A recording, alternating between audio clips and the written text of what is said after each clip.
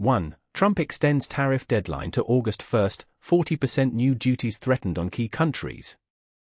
2. U.S. extends reciprocal tariff suspension, Trump Executive Order 1 for 266 explained, July 2025. 3. Trump's new tariffs, what you need to know. 4. Trump announces new tariffs, up to 40% on 14 countries. 1. Trump extends tariff deadline to August 1, 40% new duties threatened on key countries. *** Global trade is once again facing a period of significant uncertainty, and the potential for escalating costs for businesses and consumers is very real. *** Former President Donald Trump has signaled a return to his protectionist trade policies, threatening new tariffs on a range of countries, a move that immediately rattled financial markets. This isn't simply a repeat of past events, it's a complex situation with potentially far-reaching consequences. On Monday, Trump issued letters to Japan and South Korea, warning of potential duties of 25% and even higher rates for goods suspected of being rerouted through those nations, a practice known as transshipping. To clarify, transshipping involves goods changing hands, or modes of transport, during their journey to a final destination. This isn't a new tactic. Trump previously floated similar tariffs during a speech on April 2, causing considerable market disruption. But here's where it gets controversial: the scope of these threats quickly expanded. Later the same day, letters were sent to Laos and Myanmar, proposing tariffs as high as 40%, while South Africa faced 30% and Malaysia and Kazakhstan 25%. These actions would be implemented under the International Emergency Economic Powers Act, a law granting the president broad authority over international commerce. While the legality of using this act in this manner is being challenged in court, https://www.reuters.com/world/may-remain-effect-while-appeals-proceed-as-appeals-court-decides-2025-06-11, the president currently retains the power to impose these duties. Financial markets reacted negatively, initially dipping after White House officials offered mixed signals regarding a Wednesday deadline Trump had previously set. The deadline, originally intended for finalizing trade arrangements, was then extended to August 1 by way of an executive order announced by White House Press Secretary Caroline Leavitt. This extension mirrors the unpredictable on-again, off-again approach that characterized Trump's trade policy in the lead-up to and following his April 2 announcement, an event that triggered a substantial market sell-off. It's worth remembering that during that period, tariff levels were altered multiple times within a single day. Interestingly, the market had begun to recover following Trump's initial pause on implementing the full range of tariffs. However, the renewed threat of duties quickly reminded investors of the inherent risks. Trump himself indicated that payments would begin on August 1, stating, "The money will start to come into the United States on August 1, okay, in pretty much all cases." Treasury Secretary Scott Bessent attempted to provide clarification, explaining that countries wouldn't revert to previous tariff rates until August 1. He also suggested that upcoming announcements would focus on the quality of trade deals rather than simply the quantity, though specifics were not provided. And this is the part most people miss: the ultimate decision-making power rests solely with Trump. As White House spokesman Kush Desai told the Wall Street Journal, https://www.wsj.com/trade-for/Trump-faces-crucial-weak-for-reaching-trade-deals-2D6106F8?mark mod=sign HP_lead_POS1. All trade-related decisions will come directly from the former president, meaning any agreements or deadlines remain subject to change at his discretion. To date, limited new trade arrangements have been announced with the UK, China, and Vietnam. Trump also warned that a 10% tariff would be added to goods from any country aligning with the BRICS economic bloc: Brazil, Russia, China, and India, a move made during their recent meeting in Rio de Janeiro. The reasoning behind this assertion remains unclear. Despite the renewed uncertainty, some analysts remain optimistic. Capital Economics suggests that the tariff threats may not be enough to derail the U.S. economy, and investors may not overreact. However, they acknowledge that the situation could complicate matters for the Federal Reserve, which is already hesitant to cut interest rates due to concerns about potential inflation stemming from the import taxes. Higher interest rates translate to increased borrowing costs for the government, businesses, and consumers. The situation is fluid and unpredictable. What do you think? Will Trump follow through on these threats, and what impact will they have on the global economy? Do you believe these tariffs are a necessary step to protect American industries, or will they ultimately harm consumers and businesses? Share your thoughts in the comments below. 2. U.S. extends reciprocal tariff suspension, Trump Executive Order 1 for 266 explained, July 2025. Let's face it, navigating international trade agreements can feel incredibly complex. Today, we're diving into a significant decision made by the U.S. government regarding tariffs, specifically, an extension of modifications designed to address trade imbalances and foster more equitable relationships with trading partners. But here's where it gets controversial: are these measures truly effective, or are they simply a reactive response to other nations' actions?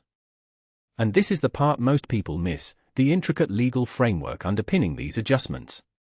This executive order, issued by President Trump on July 7, 2025, outlines a series of carefully considered steps to modify reciprocal tariff rates.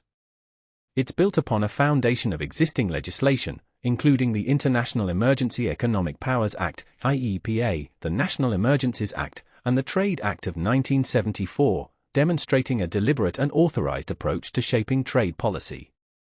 The core of the order stems from a recognition that persistent, large trade deficits, where the U.S. imports significantly more than it exports, pose a serious threat to both our national security and economic well-being.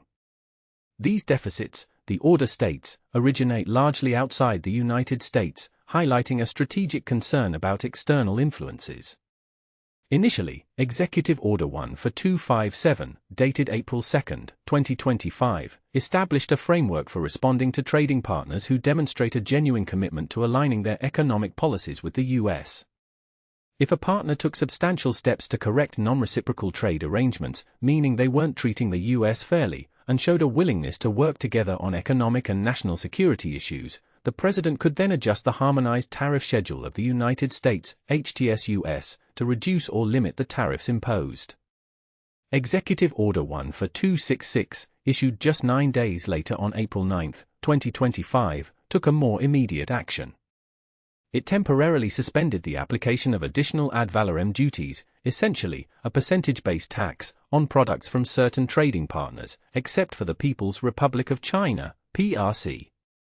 Instead, a 10% ad valorem duty was applied to all other trading partners, contingent on their demonstrated willingness to address U.S. concerns. This 90-day suspension was intended to encourage these partners to take concrete steps toward reform. It's important to note that this suspension expires at 12:01 a.m. Eastern Daylight Time on July 9, 2025. However, recognizing the ongoing efforts of these trading partners, the order has been extended. Based on updated information and recommendations from key officials, including discussions with trading nations, the suspension will now remain in effect until 12:01 a.m. Eastern Daylight Time on August 1, 2025. A separate order, Executive Order 1 for 298, issued on May 12, 2025, continues to suspend duties on the PRC, reflecting ongoing negotiations between the two countries. This maintains a distinct approach for the world's second-largest economy. Specifically, the HTS-US will be modified, effective July 9, 2025, by suspending certain tariff codes, namely headings 9903.01.43 through 9903.01.62 and 9903.01.64 through 9903.01.76, along with specific subdivisions within U.S. Note 2. This targeted adjustment focuses on particular categories of goods, demonstrating a precision in the policy response. To ensure effective implementation, the Secretary of Commerce, Homeland Security, and the U.S. Trade Representative, in collaboration with several other agencies, are authorized to take all necessary actions. This includes temporary adjustments to regulations, the adoption of new rules, and the utilization of the President's powers under IEPA. Each executive department is directed to align its operations with this order. Finally, the order includes standard provisions to clarify its scope and limitations, ensuring it doesn't interfere with existing legal authorities or budgetary processes. Do you believe these tariff adjustments are a proactive and effective strategy, or are they primarily a reactive measure driven by external pressures? Share your thoughts and perspectives in the comments below. We'd love to hear your take on this complex issue. 3. Trump's new tariffs, what you need to know. The trade landscape is about to get a whole lot more complicated. President Donald Trump has announced that the United States will be slapping steep tariffs on imports from 14 countries, effective August 1st. This move has sparked a mix of curiosity and concern among economists, policymakers, and business leaders. At the center of this development are a series of letters sent by Trump to the leaders of these countries, including Japan, South Korea, Malaysia, Kazakhstan, South Africa, Laos, Myanmar, Bosnia and Herzegovina, Tunisia, Indonesia, Bangladesh, Serbia, Cambodia, and Thailand. These letters outline the new tariff rates, which range from 25% to 40%, depending on the country. For instance, imports from Japan, South Korea, Malaysia, Kazakhstan, and Tunisia will face a 25% tariff. On the other hand, goods from South Africa and Bosnia and Herzegovina will be subject to a 30% tariff, while imports from Indonesia will incur a 32% excise duty. The tariff rates for Bangladesh and Serbia are set at 35%, and Cambodia and Thailand will face a 36% tariff. Laos and Myanmar will be hit with a 40% duty. But here's where it gets interesting. The letters also mention that the US may consider adjusting these tariff levels depending on its relationship with each country. This raises questions about the potential for negotiations and the impact on global trade. The Trump administration has been vocal about its concerns regarding US trade deficits with these countries. According to the Office of the United States Trade Representative, the US had a significant goods deficit with Japan, $68.5 billion, and South Korea, $66 billion, in 2024. However, the deficit with Myanmar was relatively small at $579.3 million. Critics have argued that Trump's approach to tariffs is overly simplistic and may not address the underlying issues driving these trade deficits. But can the US really dictate terms to its trading partners, or will this strategy backfire? The letters also contain a warning to the targeted countries. If they respond to the new US tariffs by imposing retaliatory duties on American goods, the US will add an equivalent amount to its existing 25% tariff. Is this a clever negotiating tactic, or a recipe for a trade war? The U.S. financial market seemed to react negatively to this news, with the Dow Jones Industrial Average falling 422.17 points on Monday. The S&P 500 and Nasdaq Composite also experienced losses. In the coming days, we can expect to see more letters sent to other countries, according to White House Press Secretary Caroline Leavitt. The Trump administration has been working to renegotiate trade deals and address what it sees as unfair trade practices. But will this strategy ultimately benefit the US economy, or will it lead to more chaos in the global markets? As the situation unfolds, one thing is clear: the world is watching with bated breath. The US trade policy has significant implications for the global economy, and the next few weeks will be crucial in determining the course of international trade. What do you think? Will Trump's tariff strategy pay off, or will it lead to a trade war? Share your thoughts in the comments below. Trump announces new tariffs, up to 40% on 14 countries. Trade tensions escalate. Trump announces new tariffs on 14 countries. In a move that's set to send shockwaves through the global economy, President Donald Trump has announced new tariffs of up to 40% on a growing number of countries. But here's where it gets controversial. While Trump is taking a hardline stance on trade, he's also offering a lifeline to countries willing to negotiate a deal. The tariff timeline. The new tariffs are set to take effect on August 1st, with countries facing a minimum 10% tariff if they fail to reach a deal with the US. But here's the twist: Trump has extended the deadline for reciprocal tariffs, which were expected to go into effect on July 9. This means that countries will have more time to negotiate a deal with the US, but it also raises questions about the effectiveness of the tariffs as a trade tool. The countries in the crosshairs ***. Trump has sent letters to the leaders of 14 countries, informing them of the new tariff rates. The countries include Japan, 25% tariff. South Korea, 25% tariff.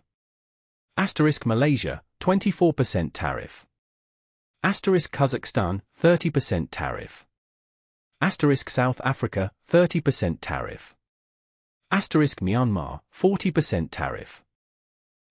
Laos, 40% tariff. Tunisia, 30% tariff. Bosnia and Herzegovina, 30% tariff. Indonesia, 25% tariff. Bangladesh, 25% tariff. Serbia, 25% tariff. Cambodia, 36% tariff. Thailand, 25% tariff. The trade deficit Trump has taken particular issue with the trade deficits the US runs with these countries, citing the fact that America buys more goods from them than they export to the US. But here's the thing, trade deficits are a normal part of international trade, and they don't necessarily mean that one country is winning or losing in the trade. The impact on consumers The new tariffs could translate into higher prices for American consumers, particularly when it comes to goods like cars, auto parts, semiconductors, pharmaceuticals, and machinery. Japan and South Korea, for example, are among the top foreign sources of these goods, and the tariffs could make them more expensive for American consumers. The reaction from abroad The reaction from abroad has been mixed, with some countries expressing regret and others vowing to continue negotiations with the US. Japan's Prime Minister Shigeru Ishiba, for example, convened a cabinet task force to respond to the tariffs, while South Korea's finance ministry warned that it would take immediate and bold action if market fluctuations become excessive. The stock market The news of the tariff sent stocks plummeting, with the Dow closing lower by 422 points, or 0.94%. The S&P 500 fell 0.79% and the tech-heavy Nasdaq Composite fell 0.92%. The three major indexes posted their worst day in about 3 weeks. The bottom line The new tariffs are a complex issue, and their impact will depend on a variety of factors, including the effectiveness of the tariffs as a trade tool and the reaction from abroad. But one thing is clear, the global economy is facing a period of uncertainty, and the outcome is far from certain.